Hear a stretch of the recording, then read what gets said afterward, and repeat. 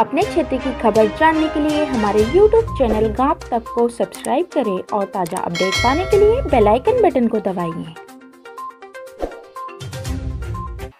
जैसा कि आप देख रहे हैं, पगडंडी यात्रा जो पिछले 10 दिनों से खालवा के अलग अलग गांवों में आदिवासी बाहुल्य में चल रही थी मुस्त समाज सेवा समिति के द्वारा। तो आज हम उन्हीं के बीच में हैं और यात्रा का आज आखिरी दिन है और यात्रा का समापन यहां पर हो रहा है। हमने देखा कि यात्रा में बहुत सारे कार्यक्रम हुए हैं, नुक्कड़ सभाएं हुई हैं, चर्चाएं हुई हैं और 25 युवाओं का एक समूह बनाया गया इन 10 दिनों के बीच। ये युवा अपने गांव के गांव विकास, स्वयं के विकास और अपनी कोरकू संस्कृति को सहेजने और संस्कृति सभ्यता को आगे बढ़ाने के प्रयास के रूप में समूह बनाकर कार्य करेंगे। ये यात्रा का कारवां आज अंतिम समय पर है, अपने समापन की ओर है, लेकिन यहाँ से एक नया सफ़र शुरू होता है। ये सफ़र है यात्रा के बाद इन 25 युवाओं का सफ़र। ये 25 युवा जो संगठन बनाकर अपने गांव में विकास कार्य करेंगे, इनके साथ मुस्त समाज सेवा समिति अगले 1 वर्ष में 4 प्रशिक्षण आयोजित करेगा। ये जो 4 प्रशिक्षण हैं संवैधानिक मूल्यों के साथ साथ उनकी आजीविका और ग्राम विकास के ऊपर होना तय हुए हैं।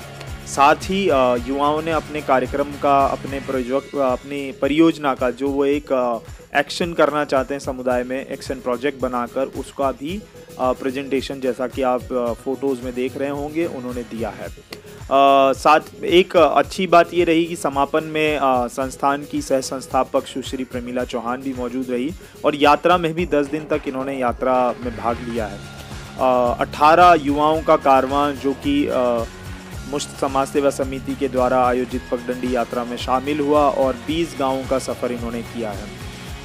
यात्रा में बहुत सारे अनुभव हैं, रोचक और रोमांचित यात्रा रही है। जैसा कि हम देख रहे हैं, युवा अब बड़े उत्साह के साथ अपने प्रोजेक्ट को प्रपोज कर रहे हैं और जानकारी दे रहे हैं। इसी के साथ यात्रा समाप्त होती है और यात्रा का समापन आज हुआ है। पगडंडी यात्रा हर वर्ष की तरह इस वर्ष भी सफल और बहुत ही रोमांचित रही। नमस्कार, मैं तौसीफ मुस्त समाज सेवा समिति संस्थान का संस्थापक हूँ।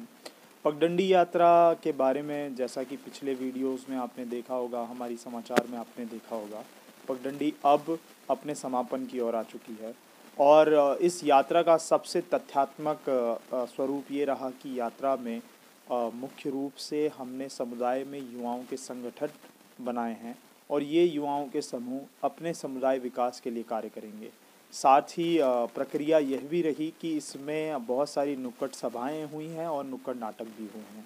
पगडंडी यात्रा के साथ में 18 युवाओं का ये कारवां पिछले 10 दिनों से अलग अलग गांवों में, जंगल में, कोरकू आदिवासी समुदाय के बीच समुदाय को जानने, मानने और जीने, जो उनके संवैधानिक मूल्य हैं, समता, समानता, बंधुता और न्याय को जानने, मानने, जीने की प्रक्रिया को जानने का प्रयास कर रहा था। साथ ही पगडंडी यात्रा ने एक बहुत ही बड़ा एक फासला तय किया और ये भी तय किया कि इस 1 वर्ष में इस यात्रा के बाद हम इन 25 युवाओं के साथ 4 प्रशिक्षण कार्यक्रम आयोजित करेंगे, जिसमें ये युवा अपने समुदाय के विकास के लिए कार्य करेंगे।